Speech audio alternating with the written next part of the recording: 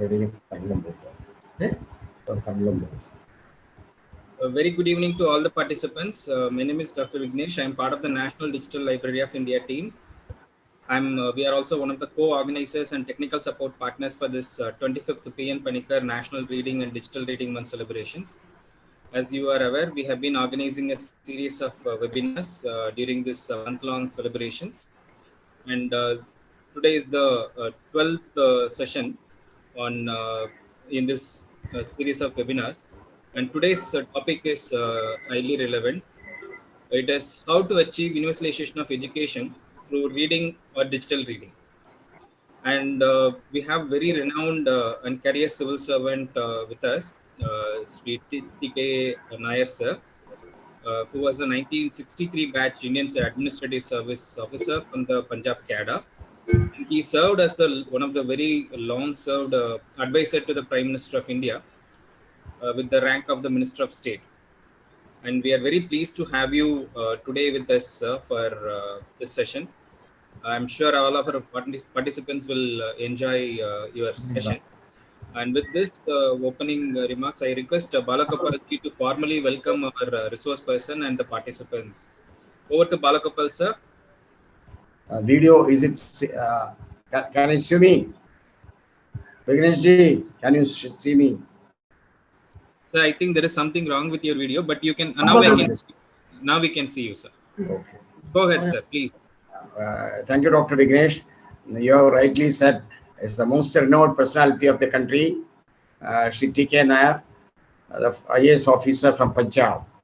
And now he settled at Kerala after a long term as Prime Minister's secretary and advisor. And he's a man without any black drop in his shirt during the 10 years of tenure. He is so honest and transparent that nobody, even his critic, cannot say anything against him. That was his personality. And he had good access to the Prime Minister, and Prime Minister completely relied on him. But he's a man with a very clean image and transparency. And his only intention is to service the country and the countrymen and for their welfare. That's why he is respected everywhere throughout the country,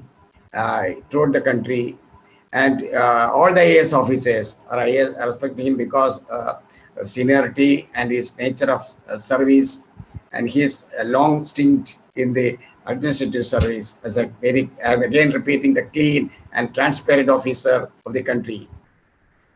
And TKNaidoo, he is one of our best friend, PN Panikkar Foundation's best friend, and he has given us the light to go far ahead to reach our target of universalization of education. That's why I requested him to make a presentation on achieving universalization of education through reading and digital technology. Sir, this is our 25th year. We have started this movement, Reading Day movement, during the first annual Remembrance Day of Sri PN Panikkar in 1996 by the Government of Kerala. Government of Kerala declared 19 June as the Day of Reading, and it has grown to a day of reading, reading week and reading fortnight, and now it has brought to the level of reading month. The Honorable Prime Minister, during his visit to Kerala in 2017, he asked us, why don't you take it at national level, Reading Day, Reading Month celebrations. And he wants us to take up this digital reading also. And with his blessings and with the support of the Niti Aayog and the Ministry of Education. And now we have touched all the 28 states and 9 union territories. And the spread is going on and the reach is going on.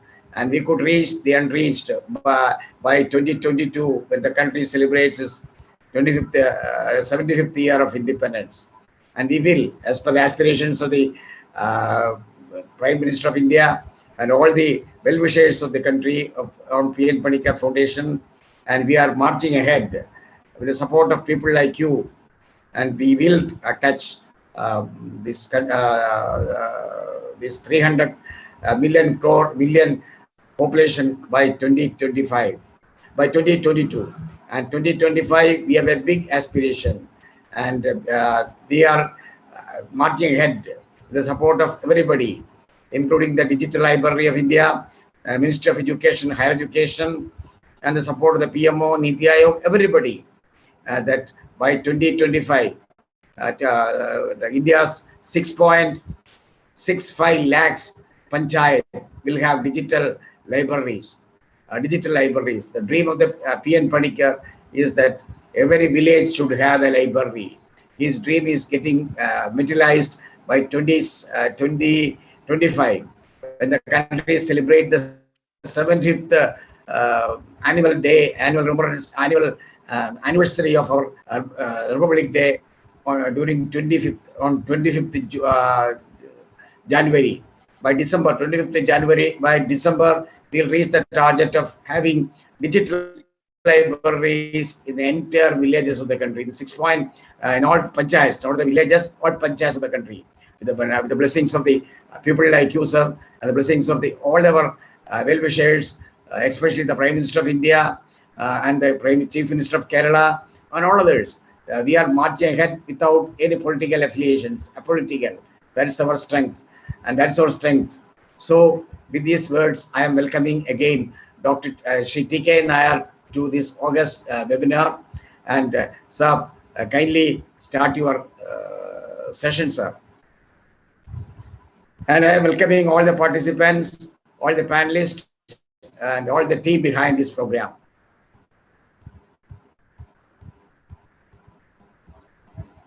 Can we go ahead? Yes, sir. Kindly go ahead, sir. Right. Mr. Balagopal. Thank you. Dr. Vignesh, participants of this webinar, hailing from different parts of Kerala, maybe different parts of the country. During this month-long celebration, which the PN Panikkar Foundation is organizing in association with the Ministry of Education, the NDLI, I am extremely happy to be associated with it. At the outset, let me pay my homage, my tribute to the memory of the late Shri P.N. Panikkar, who was the founder of the library movement. Well, in our younger days, we used to hear about the movement which Mr. Panikkar had launched in Kerala to start with, and single-handedly, he led this movement, the library movement, and over a period of time, it covered the whole state. It became a very important part of the education program of the state. Well, I am extremely happy to learn from what Mr. Balagopal told us just a few minutes ago, that by the time we are going to celebrate the 75th anniversary of our being a republic, the entire country will be covered, the villages or the panchayats in the entire country would be endowed with facilities for digital learning, for digital reading. Well, the literacy movement itself, contributed so much to making Kerala what it is today. Mr. Panikkar contributed so much to the movement, and today Kerala is very proud of its achievement in the field of education. It's the foremost literary state in the foremost state in the country with 100% literacy. Practically every child of school-going age is in the schools. Of course, not now during COVID time, but otherwise, enrollment of children in schools is near perfect. Dropout rate is very, very low, and the level of teaching, both in the government-run institutions and in the few private-run institutions, is exceedingly good. So Kerala's, position in the field of education, which is very enviable, owes a lot to the efforts of people like Shri P.N. Panikkar. Well, let me say that the legacy of Shri Panikkar is being carried forward by his illustrious son, Mr. Balgopal. So, Mr. Balgopal, I have been observing the way you have been functioning, not only in Kerala, but in the rest of the country. And I remember the times when you used to meet practically everybody who mattered in government with the request that this library movement, which your illustrious father started in Kerala, may be taken to other parts of India so that the literacy movement through reading, becomes popular and gets practiced all over the country. Well, the national literacy movement, etc., are subsequent developments, subsequent to what Mr. Panikkar started in Kerala long ago.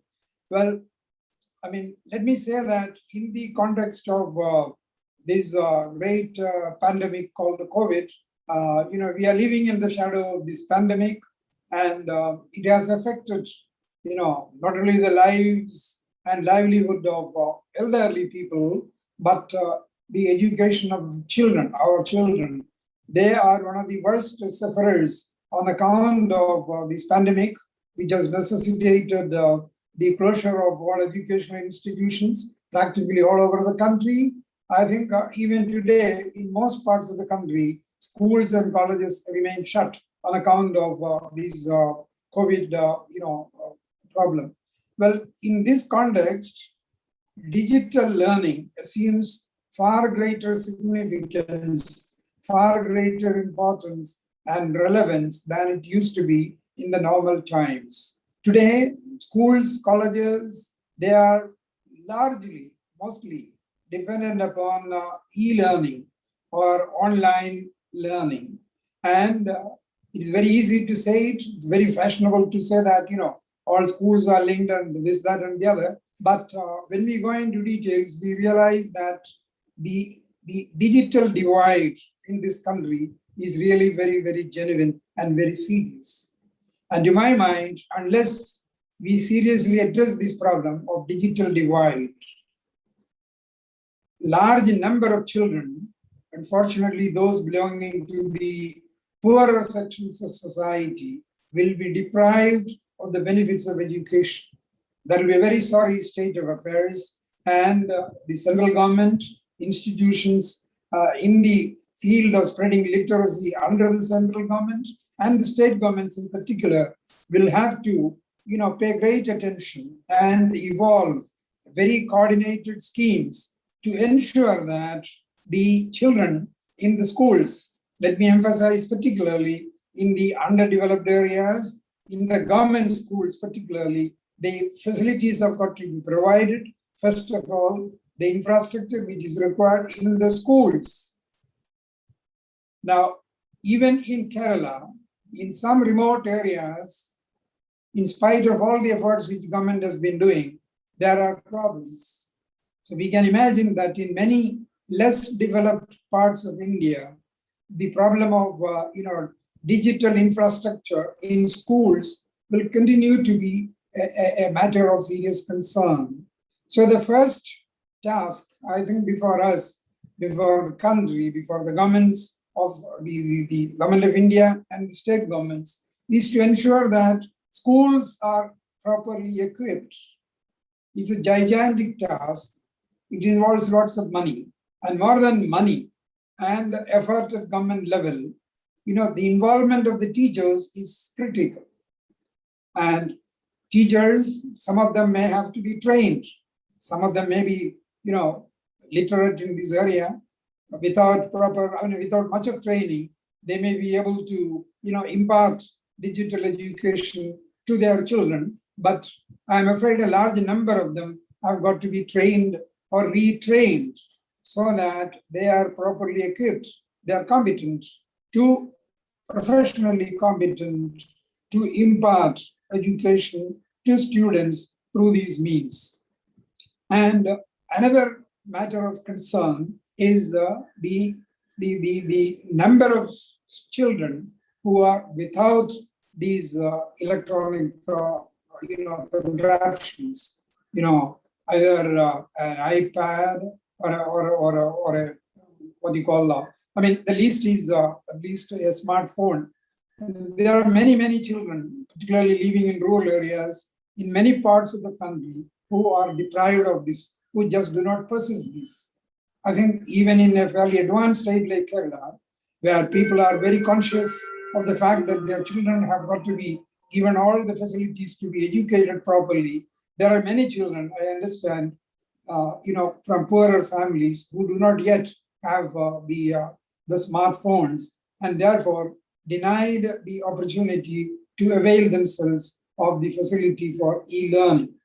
Again, I am told that in many areas, very difficult in the that many areas where the connectivity is poor, even if you have an iPhone, even if you have the teacher qualified, connectivity problem is a matter of great concern. So the process of learning through the electronic means or e-learning is still with lots of problems. And when we talk in terms of spreading education, spreading literacy through these modern techniques, their reliability and the technical level of those systems, they becomes extremely important. And therefore, I think to my mind, these problems are now beyond the means of small organizations working in the field of literacy. Even the extent to which the PN Panikkar Foundation is endowed, with the resources to undertake the task at a large scale. I am not very sure about it. I'm not aware of the finances of it or the resources which it has, or the extent to which it is getting support from the state and central governments. But coming back to what the late Shri Panikkar started, we are seeing how that movement has evolved over a period of time. I was very pleasantly surprised to hear today from Mr. Balgopal that because of the interest being taken by the Prime Minister, this movement is likely to be taken to other parts of India. By 2025, by 2030, you have milestones to be achieved. And I'm sure for enabling you to do that, for enabling the PN Panikkar Foundation to take the lead in that, involvement of the state and central governments, not just involvement, liberal support and patronage is required. And I also feel that from the point of view of spreading it across the country, greater interest will have to be taken in those areas where the level of learning or the level of literacy is still very low. It's very easy, given the infrastructure, given the background of Kerala, to reach 100% success. But regrettably, that is not the case in regard to large number of areas spread over different states in the country. Like in other areas of healthcare or other social services, education or the facilities for education are also lacking or not up to the mark in many parts. Sure, the states and central government are doing their very best to ensure that the whole country is literate, is fully, the universal literacy is achieved. And that is one of, again, the Millennium Development Goals or the Sustainable Development Goals, which countries like India are pursuing. So from every aspect, the movement which Mr. Panikkar started deserves to be supported, has got to be, or is to be carried forward, in a greater, with a greater commitment, with more resources to support, so that this great objective of universal literacy is achieved. Well, let me say once again that the efforts of Mr. Balgopal, who is now carrying forward the message of his late father, is exemplary. And I really admire him for the devotion, with which, actually, I do not know to what extent he's, spending money from his own pocket for the travels that he undertakes and for the efforts he makes, at his personal level in spreading this movement and providing, kind of leadership. It doesn't assume a leadership formally, but I think he is the heart and soul of this movement as of today. And just as it has succeeded in a large measure in Kerala, I'm sure it will succeed in the rest of the country also, given given its importance and given the support which is already getting. But I'm also very, very heartened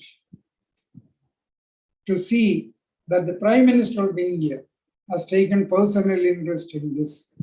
The letter that he has written is so inspiring, and it speaks volumes about the commitment of the government at the highest level in popularizing this movement. I think we owe a debt of gratitude to the Prime Minister. The movement owes a debt of gratitude to the Prime Minister for his great support, his patronage of this movement.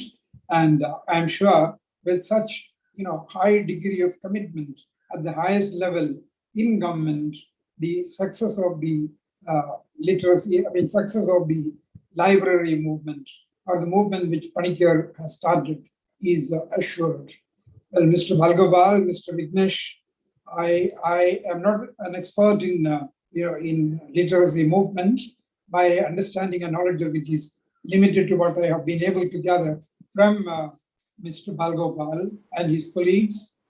Well, let me conclude my words with the fond hope, expectation that this movement will gather greater and greater strength as days go by, and the national digital literary, program takes it forward in with greater vigor and greater commitment, and together they would be able to achieve fantastic success in this area to the benefit of large number, lakhs and lakhs of our children, particularly children from the less fortunate sections of society. Thank you very much. And Sure, sir. So thank you so much for the very brief and very rich in content session. So now there are a few questions that have already come in. One is from Ms. Sonia. Her question is, how soon can we achieve universalization of education? Through reading or digital reading, where reports such as ASER, Annual School Education Report, that shows 6 million children in India are out of school due to COVID-19. So this is a serious question. So you may want to respond to that question, sir. Well, as I mentioned,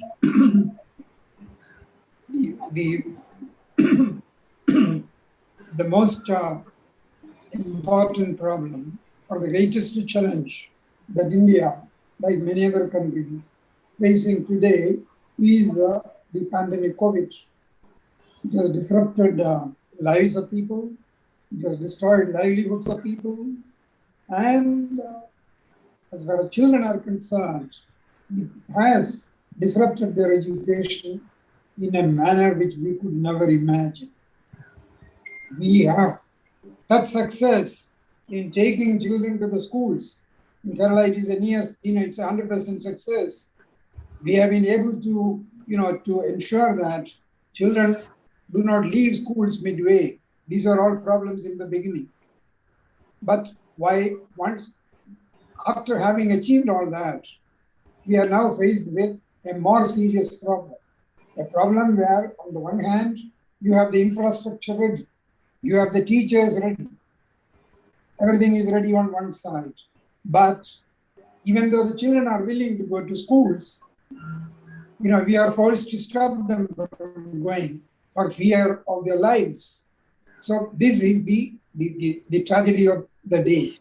And the number may run into lakhs, yes, no doubt about it.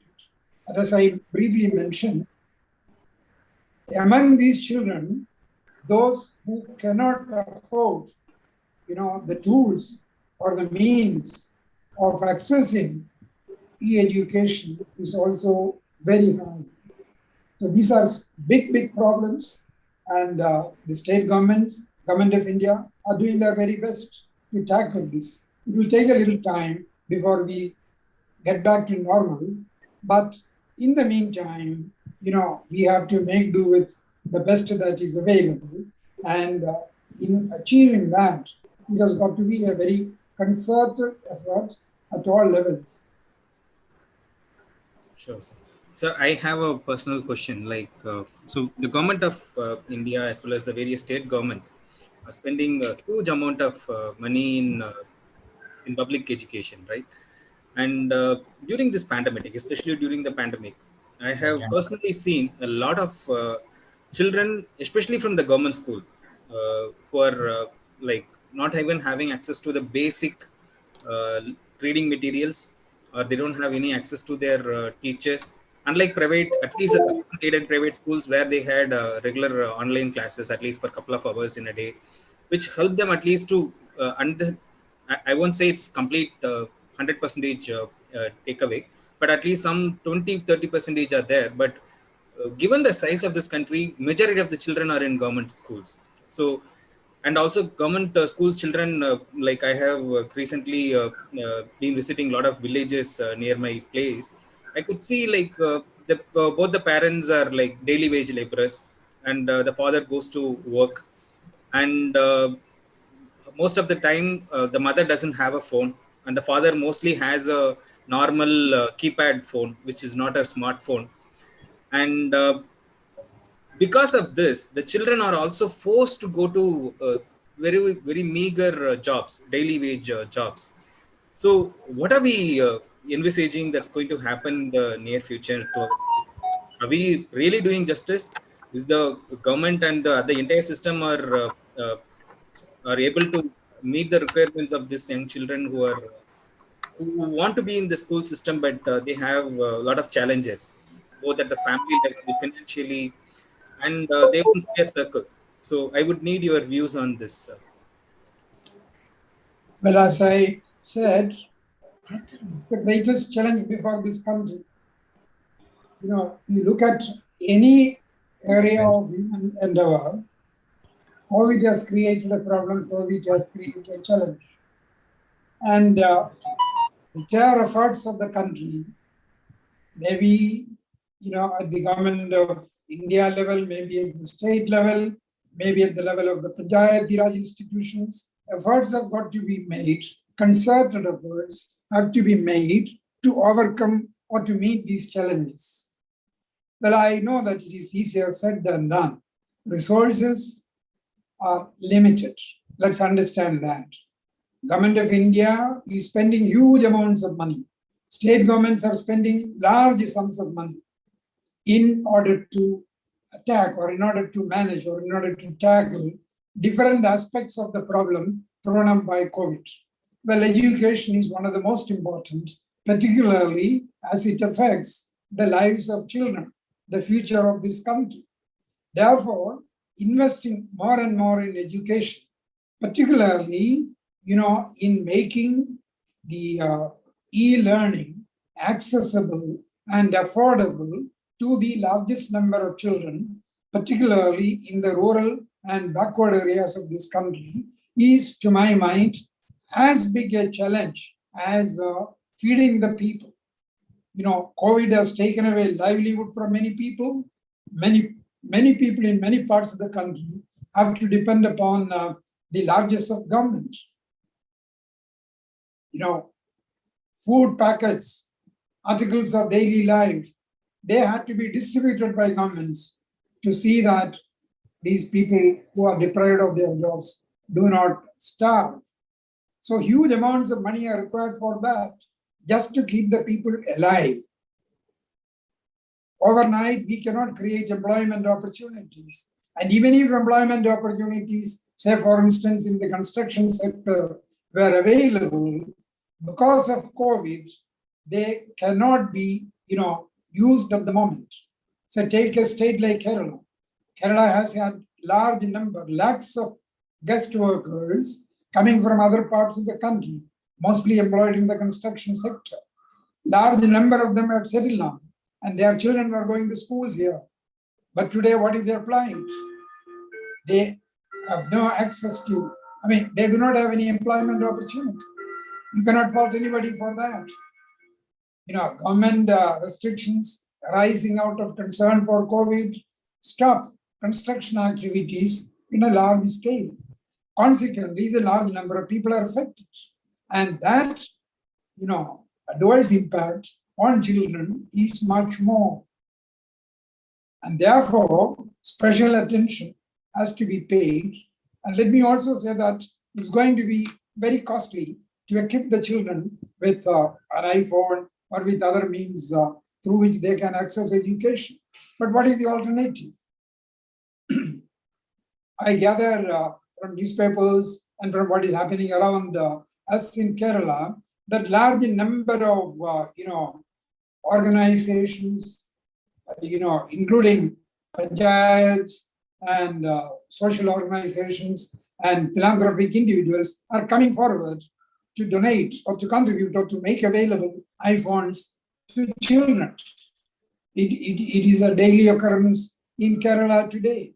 So I do not know to what extent it will succeed in other parts of the country, but I believe that people, particularly people like you and I, who are better off than many, many others, and institutions, whether they are of this group or that group, philanthropic group, industry, all have got to come together to see that the maximum assistance is provided to the children so that they are properly equipped. It's a gigantic task, but it has got to be tackled. So thank you so much for this very detailed and elaborate response. So participants, if you have any questions, you can put it in the Q&A section. And request Balagopalji. So kindly unmute yourself and you can speak, sir. Yes, okay. TKNaidoo, it was very fantastic and very amazing, even though it was very short. And I am very much grateful to you for inspiring words. In fact, we draw sustenance and courage from the indomitable will of the people. And that is it. You are telling about the study, the equipments, etc. That people will come forward, because we have seen in UP, the residents associations, the doctors forums, and CSR movement. They're all coming forward to donate the smartphones, etc. And with the active participation of the community, as well as from this government together, I think we can easily overcome the shortcome of the regarding this gadget, the digital gadget. We can, and we must especially go to the villages. There we have to give them more and more, and all the resources, most of the educational sources should be spent for this also. So by this time, by this digital reading and internet, now the McKinsey say, the IT experts say, but by 2022, the 90% of the Indian villages will have internet connectivity. Once internet connectivity is assured and the optical fiber connectivity is assured, where the rest is only the availability of computers and internet. That's why we are making a panchayat level development, panchayat centric development, as visualized by Gandhiji. If every panchayat is having a digital library, the population of the panchayat can enjoy. And in the meantime, every home should have a digital library. That is our ultimate aim. Every home should have a digital library. That, I think, by 2030 we can achieve. Then this universalization of education is that will be a reality also. And that's your inspirational words. I'm again and the inspiring words gives us more courage. And with this courage and strength, we are marching ahead. And by 2030, as you rightly said, and if the equipments are also ready and available every nook and corner of the country, especially in the villages, in the rural areas, in the Adivasis areas, we can achieve universalization of education as visualized and dreamed by our forefathers, as well as the present government and all the well-wishers of the country. Thank you for coming for this for addressing this webinar, and your test most of the aspect, though it was very short. I'm grateful to you, sir, and we look forward to your continued support to take this movement, to take this, not only this movement, the digital reading. We have to take the digital reading. Now everything is okay now, since it is digitalized and everything is possible. So through digital learning, we can we can have inclusive education, and we can have universalization of education. Thank you, Nair sir, for coming to this webinar and giving us a very, though it is short, very, what do you call, very inspirational speech, not only inspirational, very knowledgeable content. And I'm grateful to our team, Dr. Vignesh, and all other participants. But today the participants has come to 160 only. But I hope, I don't know what is the problem. Normally it is covers 250, 300, but today I don't know. Vignesh ji, what happened? I don't know. And anyway, the 160 is good. It's a good number compared to the Indian population and attending to the webinar every day, because every day we are organizing webinars on different subjects, on different topics, attended by stalwarts of society. And in spite of the fact that we are holding competitions also for children, for growth, competition in quiz program, in essay competition, and video book making, and open art, etc. There is also an inspiration for the children to come forward in group and attend this program. And now in Kerala, we have started a new movement called that is in the that is in vogue in the foreign countries. But this word competition, we have started this word competition, Pada Sampath, to improve the vocabulary of the students. And we have started from mother tongue in Malayalam. Then, if it is this only a experimental measure this time, and our Chief Secretary, Dr. VP Joy, is very keen in introducing this system this year itself, though pandemic year, and in future we will take it to other languages, all Indian languages, because the children, the new born children, not only don't born, the new generation, the children of the new generation should have the vocabulary. They should have the vocabulary to express their feelings, and they should have the vocabulary to read, write, and acquire knowledge, so that India will be one of the strongest nation in the world. Thank you, sir. Thank you, everybody, for attending the webinar and giving us the more and more inspiration, sir, and strength. Thank you, sir. Again, thank you. Thank you. Thank you. Thank you very much. Thank you. Thank you so much for your wonderful session, sir. So participants, I have a couple of housekeeping announcement before we.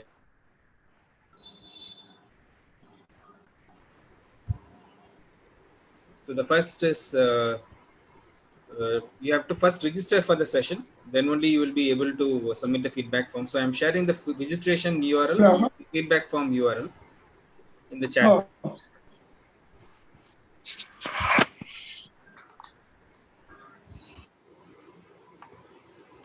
So I'm just sharing it in the chat box, so you can first register and then submit your feedback form. And also tomorrow we have a session on copyright and knowledge access. What are the emerging issues? So that's going to be between tomorrow 6:30 p.m. to 7:30 p.m. And I'm also sharing the registration URL for that session. And you can also find all our upcoming webinars from the URL here. Just give me a moment. I think I pasted it.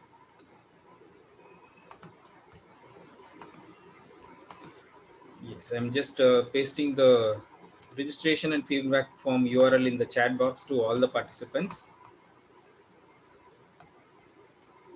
And then tomorrow's session, as I mentioned, we have the session on copyright and knowledge access. That is between 6:30 p.m. and 7:30 p.m. And kindly install the NDLI mobile app that has over 7.2 crore resources that you can access. And you can also apply for the Skills for Work scholarship registration form. If you have already registered, then you can just submit your feedback form. Okay. For our YouTube audience, I'm just going to put it in the YouTube chat box so that you can submit your feedback form in the system. Once you submit the feedback form, then you can automatically download your certificate. At the bottom, you can see there is an option to download your certificate. Just click there, and then you will be able to download the certificate. Right. So I'm just